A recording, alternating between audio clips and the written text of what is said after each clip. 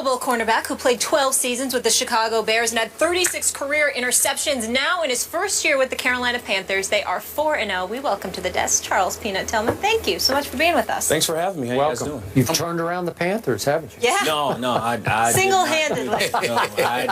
And you're repping the colors right here with the little blue. Y'all put that on. Now, don't say y'all. No. Don't say y'all. He speaks for himself. I did not do that. We have turned it around. All right, we'll get into that in a minute, but first we need to react to last night. So we have to get your take. Cam Chancellor forced a Calvin Johnson fumble on the 1-yard line to pull off a Seahawks victory over the Lions last night. Here's the rule on the play. It's an illegal bat if any player bats or punches a loose ball that has touched the ground in any direction if it's in either end zone. So you can take a look at it. We have it up there on the screen. Charles, this was craziness. What is your reaction to this call? Well, I think the football guys must like the Seattle Seahawks. Right? Correct. They seem to be getting all the calls. I mean, he missed the call. It happens. But I think in that moment, you got to make that call because Detroit, they needed that call to help them win that game. So you were not okay with that referee, and I'm going to call his name, Greg Wilson, sort of looking the other way, keeping his flag in his pocket. Well, if I'm Seattle, yeah, I'm glad that he kept his whistle. I'm glad he swallowed his whistle. Now, if I'm Detroit, I want him to blow that whistle. I want you to throw that flag out. You know, it's subjective. It goes both ways. Was it blatant enough to throw the flag on knocking the ball out of bounds? In my opinion, yes, because based off where the back judge was, he had a clear line of sight. Beautiful shot of it. Yeah. And he, accidental as it was, you have to throw that. Y'all finished with this subject? I just want you to make sure you get all those questions out the way. You mean you're going to change the subject? Yes, I am. Y'all, I just want to make sure y'all good. Y'all good with it? Well, now, wait a second. You're not going to go on the penalty, though? No, I'm not going to go on the penalty. So I want to make sure you got all those questions. I got to say one other thing. Go ahead. Because I'm going to throw this back out. Go ahead. I'm calling this the bat out of hell play because this is going to live for a while on the NFL and with the Detroit Lions and their fans. So this referee, in the spur of the moment, maybe he's starting to reach, and then he decides it's not blatant enough to warrant a game-deciding call at that moment. And I'm going to throw this out again because it works psychologically in the minds of some of these referees. Right. Is there any tougher place to play or referee than that outdoor stadium? You've played up there. I played there, yeah. In my opinion, every place is tough to play. Okay. Fan noise, the crowd, but they situation in the game, they the break moment, records. the time. Arrowhead breaks records. Right. Again, can it be a little intimidating for a referee? I'm sure it can be. To pull a flag that would change the game in front of that crowd at that moment on a Monday night stage. Stressful. I'm sure it's a little bit. How do you offset it? Does the coach step in? You know, like a coach like Jim Caldwell and his staff, if they're literally outspoken and demonstrative in opposing it, is that the hope? The hope is for them to get the call. And the thing I love about Caldwell is, like, we're not going to use excuses. We're not going to, you know, they missed the call. Hey, we should have played better. Right. He's not letting the game, or he didn't let that one play decide the game for him. He's like, we should have did more in the game so it didn't have to come to that point. Got you. Go ahead. Can I change subject? Yes. Do I need to, like, get a Bible and, like, I feel like I'm finna go on trial right now. No. Yeah. I just want to ask. Seat's a little warm? I know where this is going. No, please, not for him. Not for him. I just want to ask you. How's it feel to be gone from Chicago? It feels good. I like my new team. Well, why are you smiling while you're asking? I just want to know. I just want to know. I like my teammates. What he's getting at is not how does it feel to be gone from Chicago. How does it feel to be gone from Jay Cutler? That's what he's getting I like my teammates. Okay. Cam is great. Thomas is great. Luke is great. AJ, my team, my defense. Refresh my memory. Refresh my memory. When you left Chicago. Right. Obviously, you were born in Chicago, yes, okay? Sir. When you left Chicago, you specifically said, you know, I really want to compete for a championship. Right. That's right. So that's why you went to Chicago. What was wrong while you were in Chicago? We just didn't get it done. We didn't get it done.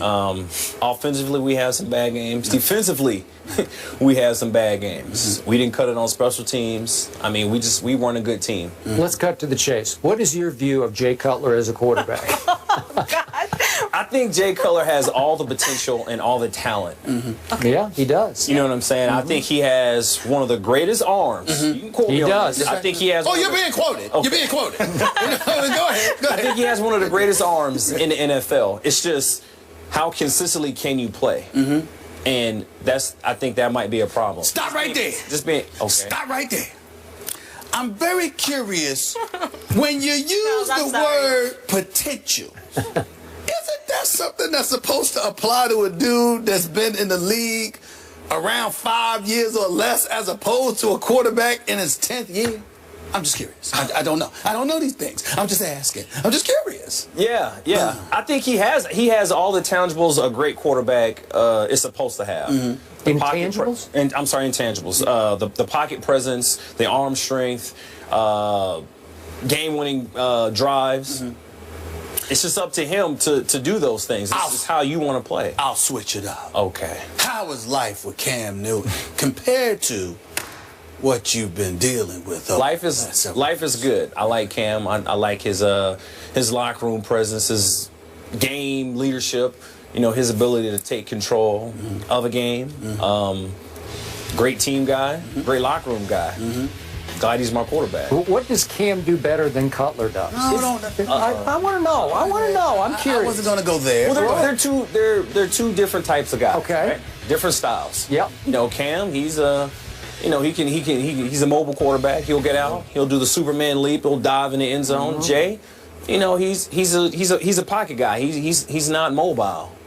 He can be a little mobile. He can be a little bit mobile, but I just think they're two types of. They're different. Their style of play is completely different. But don't you think that your team can feed off Cam more consistently than that team can feed off Jay? I think we feed off of Cam's energy. Yeah. He has this exuberance about him. This I don't know. This energy. He's it's charisma, his charm. You know, like I think we feed off that, and we actually, you know, offense, defense, we all feed off of that. You know, and I think it's a great thing, and you know, he's playing at a high level right now. Your diplomacy is applauded. It's marvelous. Thank you, sir. It's really special. Thank you, sir. It's really special to see. Thank you. But we get it. We get it. Let me get to this. Okay. I watched Carolina this year, and I didn't expect y'all to be 4-0. I love what I'm seeing Cam do, particularly since Kelvin Benjamin went down. How is it that y'all are 4-0 right now? Even if it's just Cam, what is the one thing that's going on with the Carolina Panthers that even you did not anticipate when you arrived there? Team. I think we have a great team. We're guys with great culture. You know, we have a great culture within the Carolina Panthers organization, and we got good character.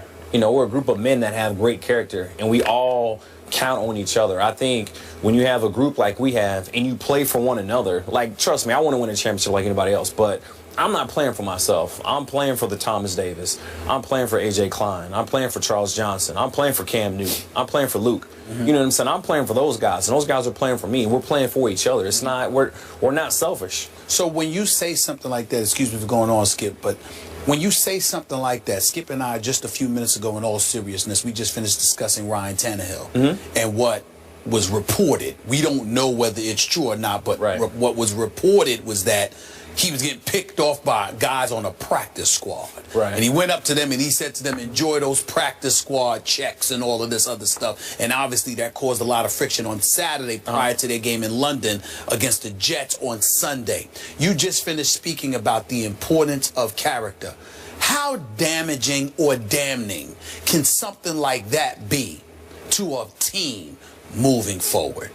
An incident like that. Yeah, loose lips sink ships. And I think that if you're that guy, you know, you have no idea the influence that you have on others. And with a guy at the quarterback position, the leadership position, I think it's deadly if that were to happen. Right. I don't allegedly. That's right. It is alleged. We do not know. We do not know. Yeah.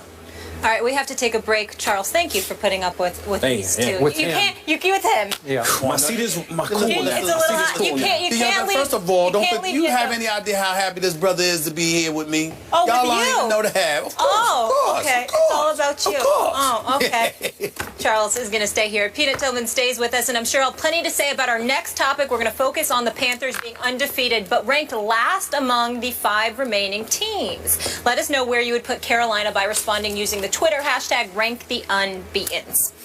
Stick around.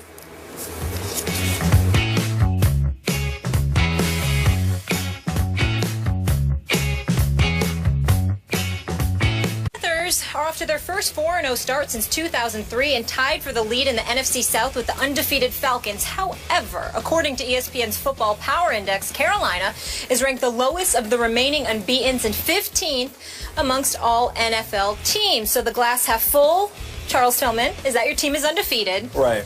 And we know the half-empty part, the worst, supposedly, of the undefeated. What's your reaction to that? I'll take it. We don't care. We'll just keep stacking these wins. That's how we look at it. We don't make the schedule. Y'all make it. We just play them.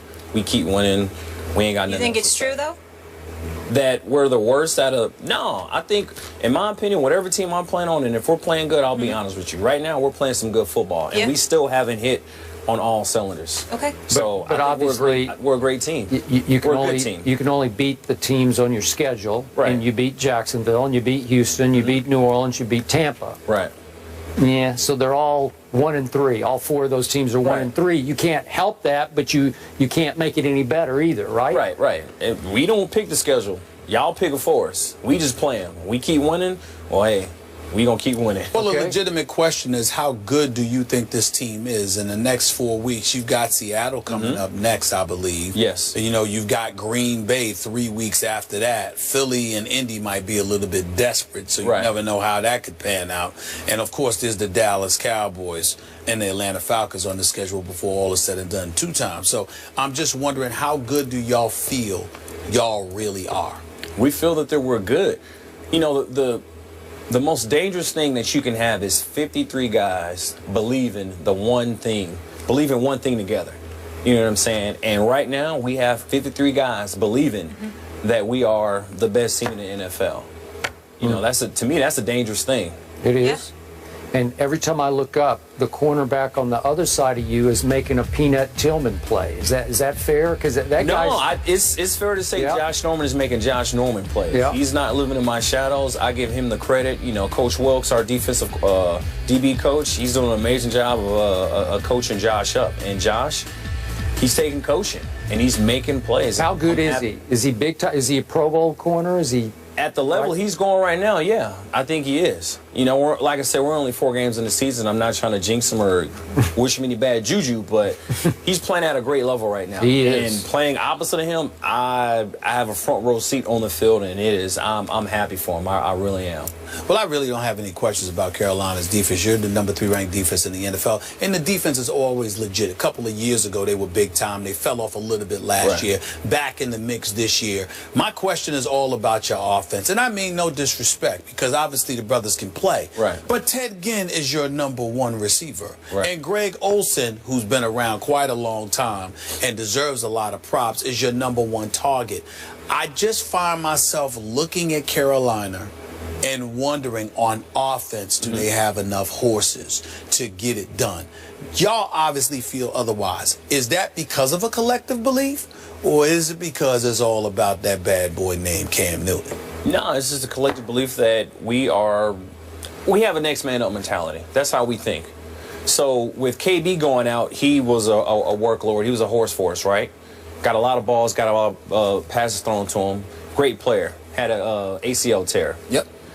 I think Cam was forced to use other targets, use other people on offense.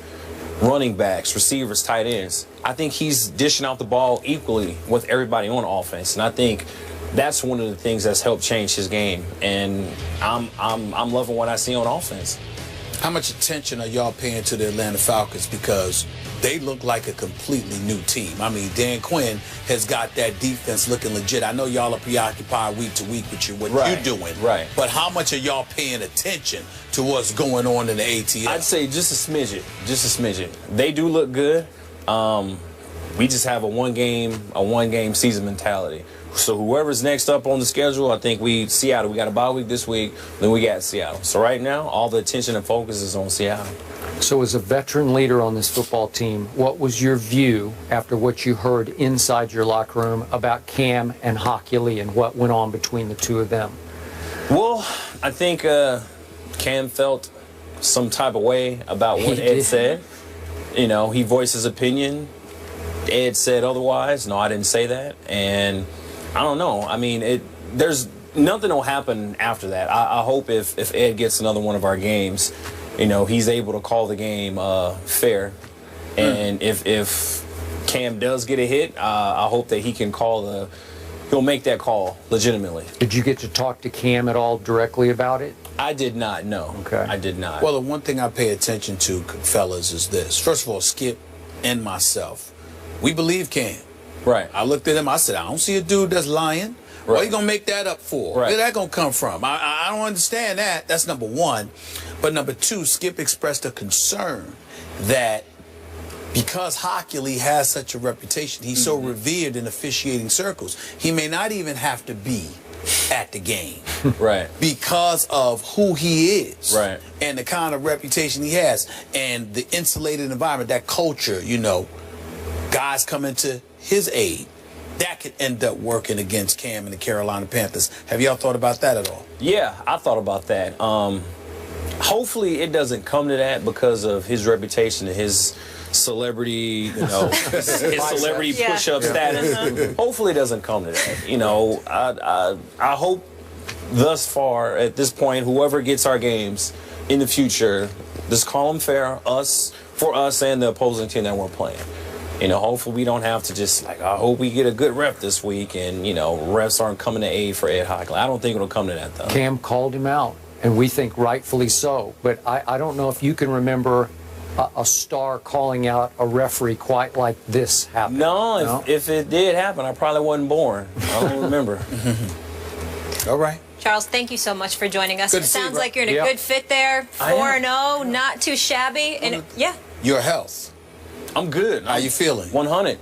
All right. 100%. I'm great. Good. All right. I'm feeling good. Just double checking. Last couple Appreciate of years, it's been a little rough for you. Yes, sir. It has. God is good. I'm good, though. Okay. Good. And we appreciate you joining us on a bye. This was fun, and good luck against Seattle. Thank you. Up there.